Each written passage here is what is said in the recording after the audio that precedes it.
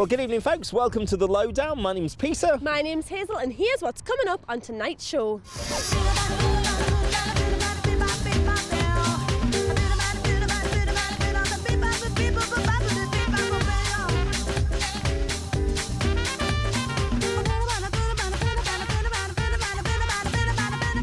Well, there you go. A busy show as always. And knowing you've brought me to the beach, we're going to have fish and chips, we're going to have ice cream, I'm going to ride a donkey. Well, you may ride a donkey, but later, my dear, because we're here in Blyth at the Blyth Battery. They're celebrating 100 years of it existing.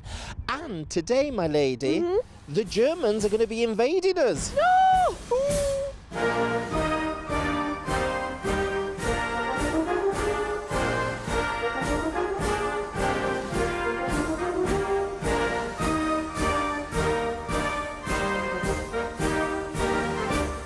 Now, a gentleman who's got a very busy job today is the director at Blyth Battery, Colin, looking resplendent. Tell me about this uniform, first of all. Well, I'm dressed as an ERP warden, so I can tell people to put that light out.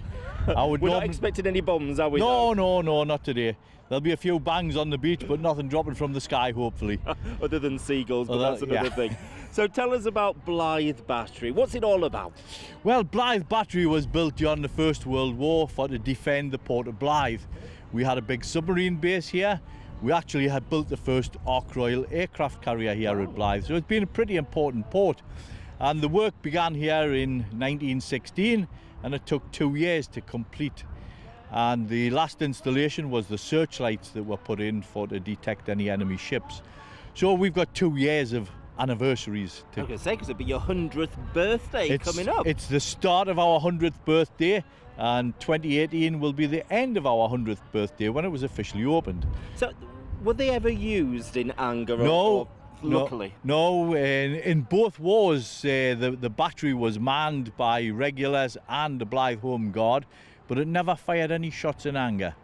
Hartlepool was as far north as the Germans invaded during the First World War. Well, there you are. But we were ready just in case. Oh, we were ready all the way along the beach. There was tank blocks, and there was Blyth Battery, there was Gloucester Battery, there was pillboxes all the way up the northeast coast. Lots of things going on. Hazel's found herself over in the Allied area with an old friend of the show. Hazel, are you there, darling? Yes, our old friend on the Lowdown here is Tony Hodge. Now, Tony, you've shown me all around the battery today, but tell us about your outfit. Well, this one's an American outfit. Yeah. It's from the Second World War, the beginning of the Second World War, with this hat as well, which is rather unusual, like a Boy Scout's hat. And it's the same as Saving Private Ryan, if anybody's seen the film. Yes, well, they were all wearing this kit when they went over and into Dunkirk, so it really is quite an iconic uniform.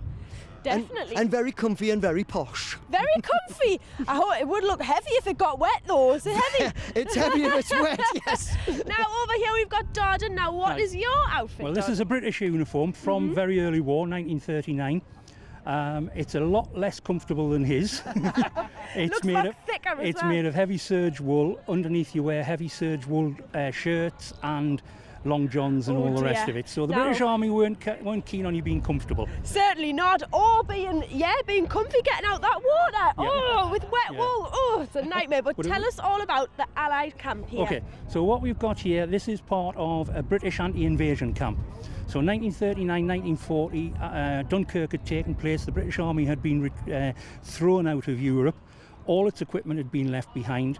All they had were people. Now, this battalion we portray, the 13th Battalion Durham Light Infantry, was an anti-invasion battalion made up of older troops, so weren't frontline fit, but were quite capable of defending the beaches should the Germans arrive. Yes. So we've set up here to defend Blyth against the Nazi hordes.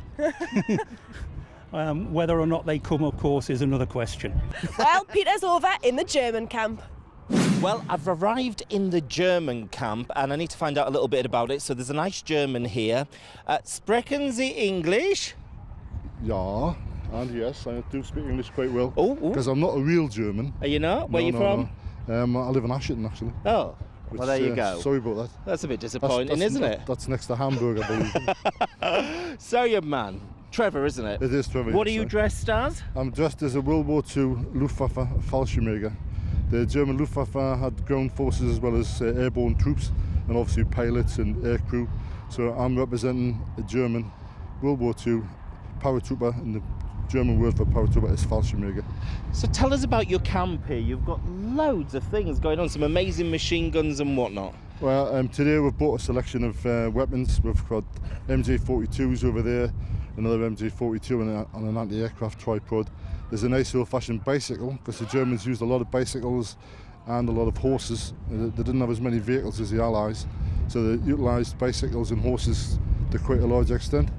We've got a little setup of a field kitchen, because we do Sentinel catering here. We feed all the men.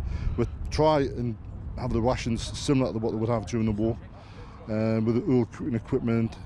They try and make it authentic, cook everything on a wood-burning stove.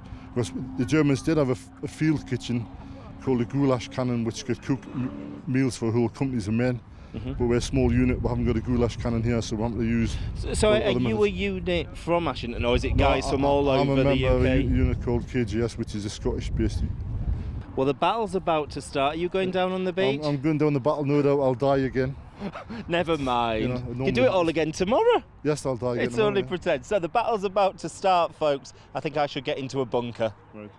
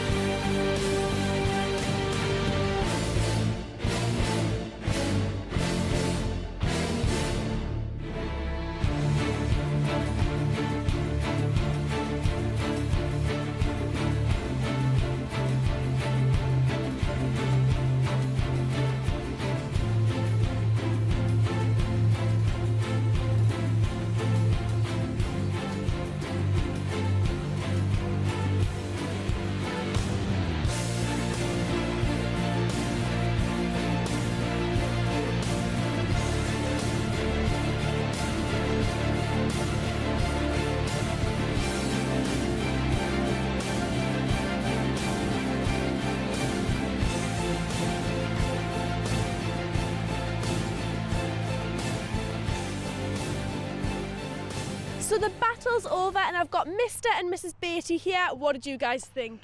Thought it was great. It was fantastic. Really, really exciting. It was. And it was so realistic as well, wasn't it? It was. Yeah. I got some good shots of the sand blowing up in the air. Did you, Ian? Good job you've been keeping photos, because you can keep it forever, because you're from Blyth, aren't you? That's right, yeah.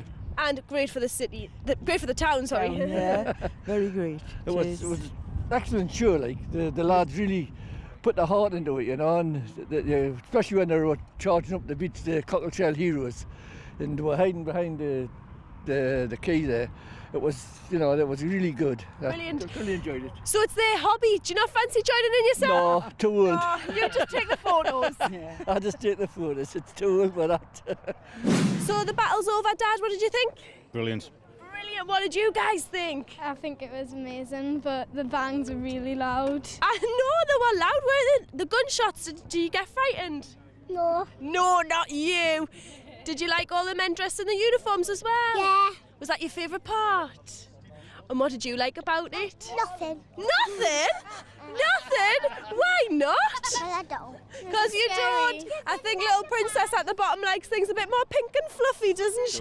Very. So have you seen anything like this before? Yeah, I came last year and the year before, but I also came on a trip here with my school to learn about World War II. Brilliant, so great family day out. Yeah, lovely. Good, really good. Well, Hazel, the battle's over. What did you think? Hey, well, I've got one word for it. Loud, wasn't it? It scared me. We've got But- the giggles. Order is restored, ladies and gentlemen, because we've got a good German sausage and a lovely cup of British tea there. Keep her warm. So do you want a nibble? Yes, please. Go on then. Thank you.